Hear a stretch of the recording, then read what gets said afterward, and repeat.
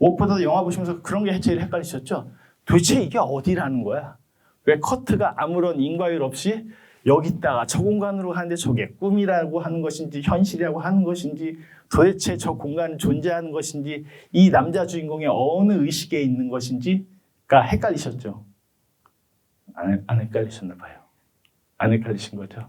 저만 헷갈리고 있는 건가요? 헷갈리셨어요? 네. 그런 식으로 사실 되게 가볍게 막 움직여요. 그래서 현실과 환상, 꿈이라고 하는 것들의 경계 영역을 자세히 들여다보시면 구별할 수 있긴 있거든요. 있는데 그런 표지들을 일반적인 영화들처럼 많이 주거나 미리 알려주거나 잔뜩 알려주는 그런 영화들을 만든 것은 아니에요. 이 3부작 다 보시면 다 헷갈려요. 다 헷갈리는데 내가 이상한 건가? 저 감독이 이상한 건가? 라고 물어보신다면 저 감독이 이상한 거예요.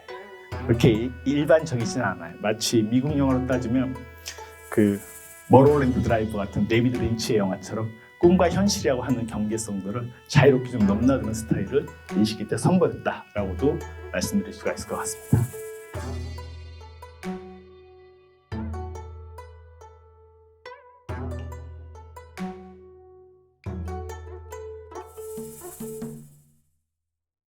오늘은 최대한 제가 준비한 내용들을 꽤 충실하게 전달드리도록 하겠습니다. 영화 보시면 알겠지만 인형 구멍 보는 장면 있죠? 저도 그게 제일 신기해요. 왜 그런 짓을 할까? 아직까지도 사실 제대로 된 답을 갖고 있지 않습니다. 그래서 일단 던져봤어요. 혹시 저한테 좋은 지혜를 주실 분이 계시지 않을까 싶은 생각도 들어서 제목을 이렇게 봤고요. 1981년도 아지랑이자라는 작품인데요. 이 영화를 만들기까지의 세이준을 먼저 간단히 설명드리고 영화에 대한 본격적인 내용을 설명드리도록 할게요. 다음 화면 보여주세요. 네, 스즈키 세이준이 1960년대까지 니카치에서 대단히 저예산 B급 영화들을 다수 제작을 했어요. 1년에 3-4편씩 영화를 만들 때도 많고요. 한국에선 그런 전설적인 감독님이 남기남이라고 있거든요. 그렇게도 영화 찍어도 남나? 남기남? 이런 농담을 옛날에 시네21의 정훈이 만화에 나왔던, 근데 그것도 세대가 달라져가지고 정훈이 만화를 모르시는 영화 시네필들도 많이 계시긴 하죠. 어쨌든 대단히 많은 영화를 찍었다는 게 중요한데 대략 어떤 필모그래피인지 살펴보도록 하겠습니다. 이게 기본적인 이력이고요. 공부를 잘했나 봐요.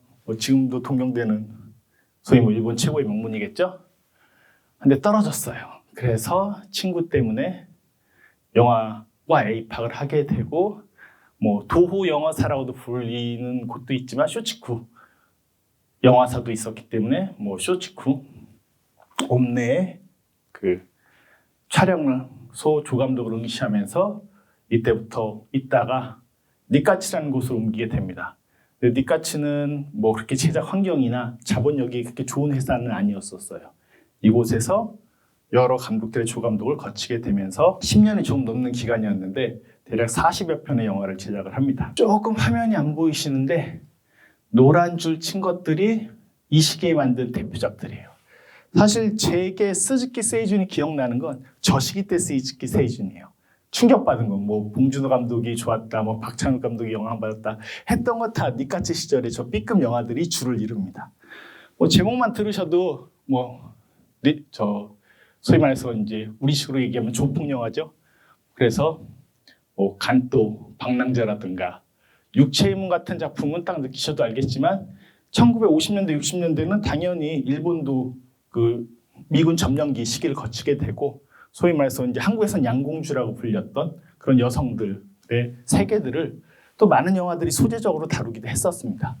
그런 것들이 육체의 문이라든가 위안부 이야기 등등에서 보여진다고도 볼 수 있을 것 같고요. 대부분 무슨 엘레지, 무슨 방랑자 하면 다 이제 우리식으로 따지면 조폭 영화예요.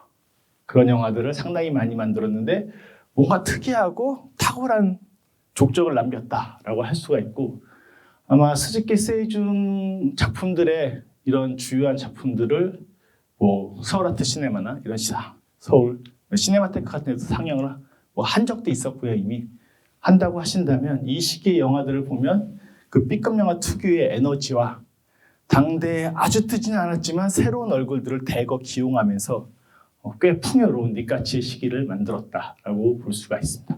근데 결정적인 사건이 하나 생깁니다. 살인의 낙원이라는 영화를 만들고 몇 가지 영화들을 만들면서 도대체 얘는 뭐냐? 라면서 그 스즈키 세이주는 니까치 회사에서 전속 해고 통지를 보내게 돼요. 그것 때문에 생기는 여러 가지 법적 투쟁이나 영화인들이 결속해서 왜 부당하게 해고하느냐라는 싸움들이 있었고, 니까치에서 한번 그래도 B급 영화사이긴 해도 많은 영화를 제작하고 많은 감독과 조감독과 스태프들을 거느리던 영향력 있는 곳이었기 때문에 이곳에서 나간다고 하는 것은 쉽게 말하자면은 더 이상 영화계에 발을 들이기 어려웠던 시기였었고요. 그래서 1977년에 슬픈 가을 이야기를 만들기까지 거의 10년 동안 영화 활동을 전혀 하지 못하게 됩니다. 그러다가 80년대 때부터 이제 좀 더 자유로운 입지가 형성되기 시작하면서 소위 말해서 다이쇼 3부작이라고 하는 여러분들이 오늘 보신 아지랑이자가 포함된 찌고이네르 바이젠, 아지랑이자, 그리고 좀 더 훨씬 지나서 유메이지라는 이렇게 3부작을 발표하게 되는데요. 과거의 영화들과 확실히 달라진 영화였었어요. 그래서 오늘 보신 아지랑이자를 보고 이 더우신데 극장은 시원하게 합니다만 영화를 보시면서 시원함이 오시진 않을 거라고 미루어 짐작을 합니다. 그런 좀 더 유미적이고 탐미적인 영화들을 만들기 시작을 하는데, 간단히 설명드리면 3부작은 찌고이네 바이젠 같은 경우에는 뭐 유명한 사라사테의 곡을 제목으로 가져오기도 했습니다만 독일 문학 전공 교수들의 이야기이기도 해요. 왜 그런지 모르겠습니다만 희한하게도 오늘 보신 그 남편, 이상한 남편, 아들, 남작, 백작 뭐 이렇게 불리는 이분도 결국 독일에서 관련이 있는 인물처럼 묘사가 되고 있죠. 저런 것들을 막 가져오기 시작을 해요. 아지랑이자는 그 영화 속의 주인공인 마사키 슌코가, 사실 그 배우는 당대에 되게 유명한 배우였었어요. 스타였었어요. 그러니까 이때부터는 좀 메이저 배우들을 막 대거 기용하기 시작합니다. 거의 유작에 해당되는 게 오페라타 너구리 저택이고 부산영화제에서 상영한 바가 있었는데요. 그런 영화들을 나중에 찍게 되는데 이때부터 이제 그런 시도들이 가능해져요. 이게 좀 다른 입지로 스즈키 세이준 감독이 움직이기 시작을 했다라고 볼 수가 있을 것 같고요. 유메지는 역시 또 실존적인 인물을 다루고 있는데 유메지라고 하는 그 당대의 화가의 작품, 그림들이 같이 뒤섞이면서 그려지고 있어요. 그래서 이 찌고이네르 바이젠부터 시작을 한 다이쇼 3부작은 음악, 작가, 화가, 다시 말해서 예술가의 세계들을 통해서 어떤 이 시대를 다시 재현하는 이야기다라고 볼 수 있고, 이전에 뭐 우리식으로 조폭이라고 불리는 야쿠자, 무리라든가 뭐 소위 말해서 옛날 영화들에서 많이 다루는 뭐 몸을 파는 매춘부라든가 이런 세계들에서 확연하게 벗어나서 조금 더 시각적으로도 그렇고 예술적으로도 그렇고 뭐가 있는 것처럼 보이죠. 보면 되게 미장센이나 이런 것들이 탐미적이고 아름답게 표현되어 있거나 커트들도 기존의 영화에서 80년대 영화임에도 불구하고 여전히 참 찾아보기 힘든 그런 형식들이 보이기 때문에 이 시기의 영화들이 좀 독특하다라고도 볼 수 있는데, 과거의 야쿠자에서 어떻게 보면 예술가, 남성 예술가를 주인공으로 옮겨간 약간 비슷한 맥락이 있어요. 영화적으로나 어떤 캐릭터적으로는 영웅 중심주의가 영웅 주인공을 끌어갈 때 가장 중요한 태도일 텐데, 그럴 때 남성 캐릭터들은 뭐 한국 드라마나 영화로 따지면 검사이거나 뭐 되게 정의를 폭발시킨다면, 아니면 뭐 신세계 같은 데서 그리는 것처럼 뭐 경찰이었다가 뭐 조폭 흉내를 낸다거나 뭐 이런 식의 어떤 그런 캐릭터들을 오가는 그런 남성 캐릭터들이 주를 이룬다고 한다면, 이 다이쇼 3부작으로 오면서는 예술가 중심의 어떤 캐릭터를 구현하는데, 어떤 80년대 다이쇼 3부작과 그 이전에 만들었던 니까츠 시절의 영화들과의 어떤 차이로 얘기를 할 수 있을 것 같고요. 무엇보다도 영화 보시면서 그런 게 제일 헷갈리셨죠? 도대체 이게 어디라는 거야?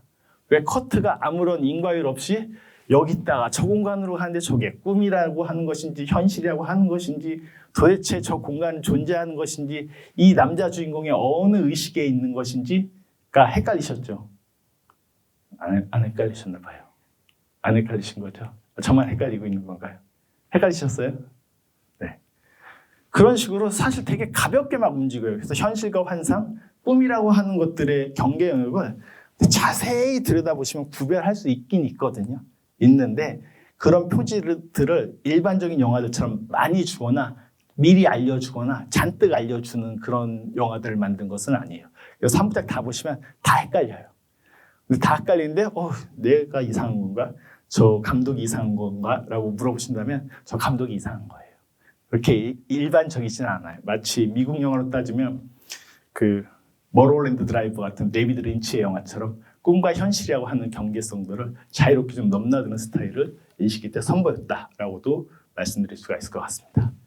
그래서 다이쇼 3부작을 좀 정리를 해보자면 뭐 이렇게도 말씀드릴 수 있을 것 같아요. 세이주는 일본 B급 영화 대부 정도로 언급하지만 80년대 영화 들어가지고는 어떤 예술가 예술가를 통해 시대를 현대적으로 인용하고 변주하는 교양이 꽤 있는 그래도 이 사람이 되게 자기 영화 예술에 대한 야심도 있었구나라는 부분들도 볼 수 있을 것 같고요. 뭐 오늘 이제 같이 볼 영화에 나오는 아지랑이 장에 나오는 흥미로운 대사가 꿈을 엿보는 사람이라는 표현이 저는 이 영화 처음 봤을 때 되게 신박했어요. 그러니까 어떤 캐릭터의 위치에서도 꿈을 엿본다라는 어떤 관점으로 이야기를 전개한다는 건 좀 상상하기 힘들거든요. 우리가 뭐 일반 드라마들 보면 뭐 진짜 말도 안 되게 엿보는 장면들 너무 많잖아요. 저는 한국 드라마의 가장 문제적 클리셰가 엿보거나 엿드는 게 저렇게 쉬워?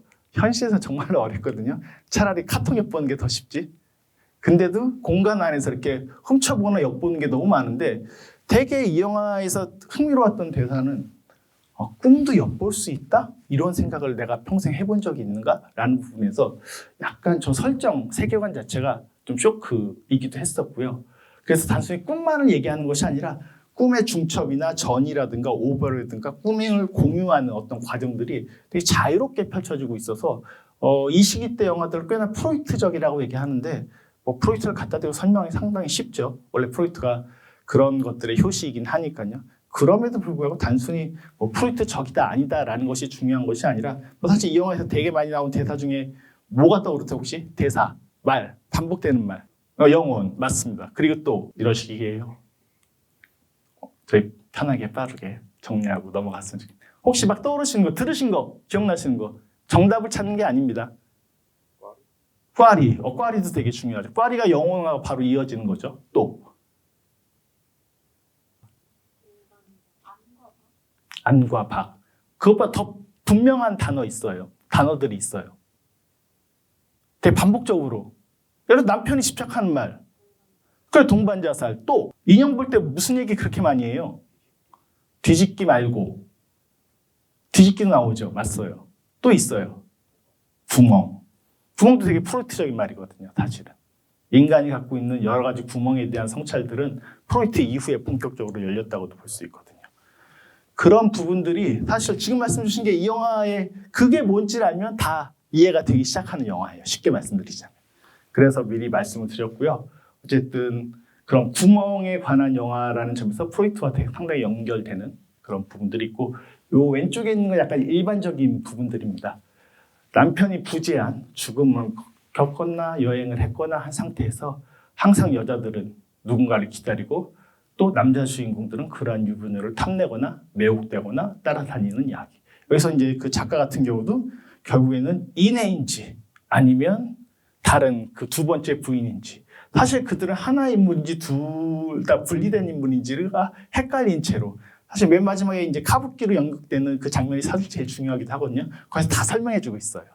그 장면만 딱 보고 이해가 되시면 다 이해된 영화이기도 해요. 근데 그 전까지 지쳤기 때문에 그때 이야기가 싫어져요. 이 영화를 보고 있으면. 되게 자연스러우신 거예요. 어쨌든 거기까지 한번 가보도록 하겠습니다.